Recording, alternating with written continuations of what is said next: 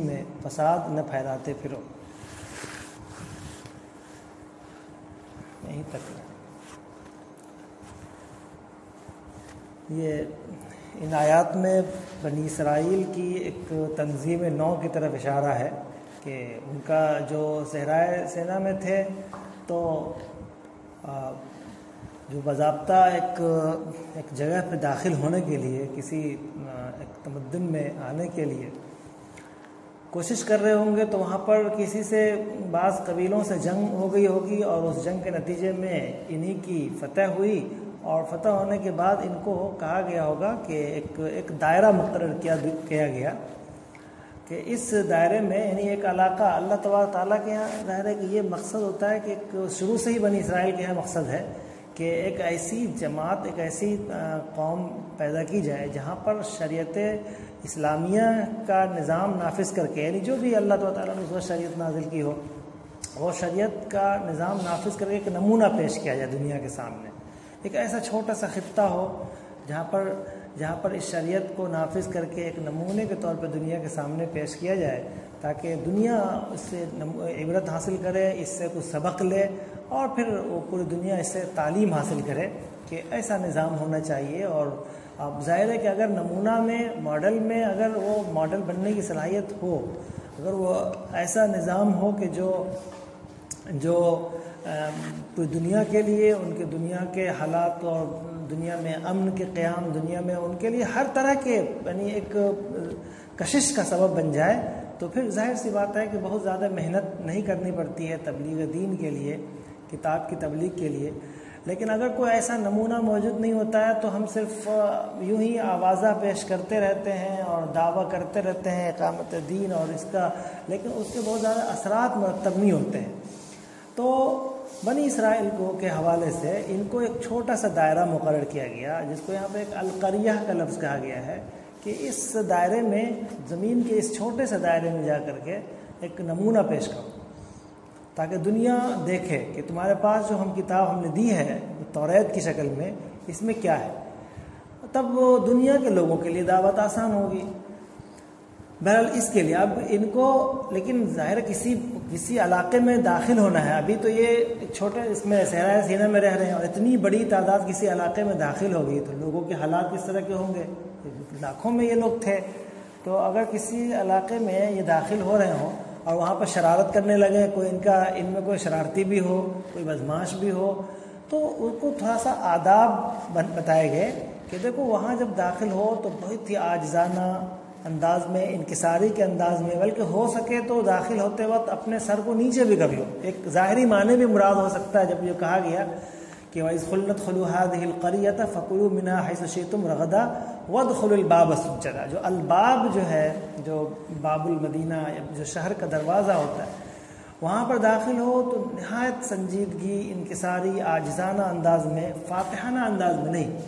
اللہ تبارک و تعالیٰ کی نعمتوں کے اصول کے جو آداب ہیں یہ آداب ہے. ان کے نزدیک علو پسندی, چاہے تمہیں فتح بھی ہو گئی, چاہے تم کو ایک علاقہ دیا جا رہا ہو, بالکل طے ہو گیا کہ تمہارا ہے, تم اس پہ نظام نافذ کرو, لیکن علو پسندی کے ساتھ نہیں. اس لیے کہ اللہ تبارک و تعالیٰ کے نزدیک اصل تمہارا لیے آخرت کی زندگی ہے اور آخرت کی زندگی علو پسندی کے ساتھ قائم نہیں رہتی. تلک الدار الآخرۃ نجعلها للذین لا یریدون علوا فی الارض ولا فسادا. تو یہاں پر ان سے ان آداب کی رعایت کرنے کی بات کہی گئی. اللہ کے رسول صلی اللہ علیہ وسلم آخری رسول جب فتح مکہ کے موقع سے داخل ہوئے وہاں مکہ میں تو یہی انداز تھا, نہایت سنجیدہ اور عاجزانہ انداز, فاتحانہ انداز میں داخل نہیں ہوئے. کہ جو دنیا کے قانون ہوتے ہیں, دنیا کا جو ماحول تھا کہ جب وہ کسی ملک میں داخل ہوتے ہیں فاتحانہ تو پھر ان کے عزت والوں کو ذلیل کرتے ہیں, ان کے مال و دولت کو لوٹتے ہیں اور بے تحاشا تباہی مچاتے ہیں. یہ ہمیشہ سے ہر نظام رہا. چنانچہ آپ قرآن مجید کی کسی آیت میں جو ملکہ یمن کے حوالے سے بات کی گئی ہے اور ان کو جو حضرت سلیمان کی طرف سے خط پہنچتا ہے تو اس خط کو دیکھ کر کے انہیں اندازہ ہوتا ہے کہ کوئی بہت بڑی شخصیت کا خط ہے, لہٰذا ہمیں سرنڈر ہو جانا چاہیے, ہمیں ان کے تابع ہو جانا چاہیے. لیکن لوگوں نے مشورہ دیا کہ نہیں, ہمیں جنگ لڑنی ہے. تو ملکہ یمن نے یہی کہا تھا کہ جب بھی کوئی داخل ہوتے ہیں فاتحانہ طاقتور تو اس ملک کے عزیز لوگوں کو یا باعزت لوگوں کو ذلیل کرتے ہیں اور جو وہاں کے لوٹ مار مچاتے ہیں. تو ہر قوم میں اور ہر ایک تاریخ رہی ہے, یہ دنیا کی تاریخ رہی. یہاں پر اللہ تبارک و تعالیٰ نے اس قوم کو, بنی اسرائیل کو, جس کو اب ایک فتح دی, کتاب و شریعت دی, اور چونکہ ایک نمونہ پیش کرنا چاہ رہے ہیں, تو اس سے کہا جا رہا ہے ان کو یہ آداب سکھایا جا رہا ہے کہ اس میں اس طرح داخل ہو. اور سجدن کا جو لفظ ہے تو اس سے یہ بھی سمجھا جا سکتا ہے کہ ہو سکے تو باضابطہ تم سجدے میں ہو جاؤ, یعنی اپنے اونٹوں پہ ہو یا جانوروں پہ ہو تو اس میں بھی سر نیچے کر لو. سجدہ صرف پیشانی کو زمین پر رکھنے کا نام نہیں ہوتا ہے, سجدہ جھکا لینے کا بھی نام ہے. سجدہ ایک بولا جاتا ہے. تو لہٰذا اگر ہم وہ داخل ہوں تو اپنے جانوروں کے سامنے, جانوروں پہ بیٹھے ہوئے بھی نیچے کر لو, یا پیدل جا رہے ہیں تب بھی سر کو نیچے کر لیجیے, یہ سجدہ ہے. یہ مراد یہاں پر. وقولوا حطۃ, اور ان کو یہ ادب بھی سکھایا گیا کہ وہاں پر اللہ تبارک و تعالیٰ کو یاد کرنا ہے. اس میں فتح کے وقت تو خاص طور پہ اللہ تبارک و تعالیٰ کو یاد رکھا جاتا ہے. وہاں اپنے گناہوں کی معافی کا طلب کرنا ہے, معافی کا مطالبہ کرنا ہے. یہ ہمیشہ سے دستور رہا ہے کہ جب بھی کوئی بہت بڑا کام ہوتا ہے تو ایسا نہیں کہ اس کو وہ کام کرنے والے اپنی ساری کلائیوں اور اپنی اس کی صلاحیتوں کا نتیجہ سمجھتے ہیں, بلکہ ان کو یہ چاہیے ہوتا ہے کہ وہ لوگ یہ سمجھیں کہ اللہ تبارک و تعالیٰ کا فضل ہے. یہاں ابھی بھی اگر ہمارے کچھ جرائم ایسے ہیں, ہمارے گناہ ایسے ہیں, تو یہ فضل ہم سے چھن سکتے ہیں. حضرت ابراہیم علیہ السلام جب وہ خانہ کعبہ کی تعمیر فرما رہے تھے اور جب وہ مکمل کر چکے تو اس وقت بھی انہوں نے دعا کی تھی, اور یہ دعا میں بھی یہ بات کہی تھی کہ ہمارے اپنی مغفرت کی دعا مانگی تھی. تو اس کی دعا ان سے کا حکم دیا گیا, یہ آداب سکھائے گئے. تو انہوں اللہ تعالیٰ نے کہا کہ ہم تمہارے تمام گناہ معاف کر دیں گے. یہ بھی ان کے لیے ایک طرح کا معافی عام کا اللہ تبارک و تعالیٰ کے نزدیک جو طریقہ ہے رحم کا اور رحمت عامہ کا, وہ طریقہ یہاں پہ بتایا گیا کہ ہر طرح سے کئی طرح سے ان کو معاف کرنے کا اعلان کیا, جس سے آخری امت کے بارے میں یہ بات جگہ جگہ آتی ہے کہ رمضان میں ایسے کرو گے تو تمہارے سارے گناہ معاف ہو جائیں گے, حج کر لو گے تو سارے گناہ معاف ہو جائیں گے, فلاں کام کر لو گے تو سارے گناہ معاف. اس طرح اس قوم کے ساتھ بھی ایسا رویہ رہا ہے. اور اللہ تبارک و تعالیٰ ہر اپنے فرما بردار اور اپنے رسولوں, اپنے اوپر ایمان لانے والوں, اپنے رسول کی تابع داری کرنے والوں کے ساتھ یہ فضل فرماتا ہے. ان کے ساتھ بھی کہا گیا کہ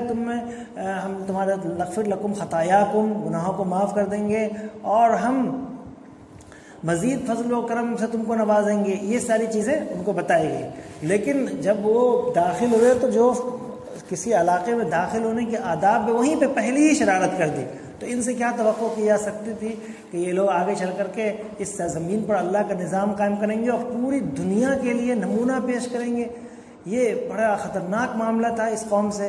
کہ انہوں نے ان کو جو جتنی باتیں کہی گئی تھی ان سے داخل ہوتے وقت شہر میں, کسی بھی شہر میں داخل ہونے کے جو آداب بتائے گئے تھے, ان تمام آداب کی مخالفت کی. فبدل الذین ظلموا قولا غیر الذی قیل لهم. تو اب ظاہر ہے کہ جو ظالموں کا جو انجام ہوتا ہے وہ بڑا خطرناک ہوتا ہے. اس کو یہاں پہ سزا دی گئی اس قوم کو, اور ہم نے ان کے اوپر آسمان سے کوئی یعنی بادل بارش نازل کی, عذاب کی شکل میں عذاب نازل ہوا. رجزم من السماء بما كانوا يفسقون.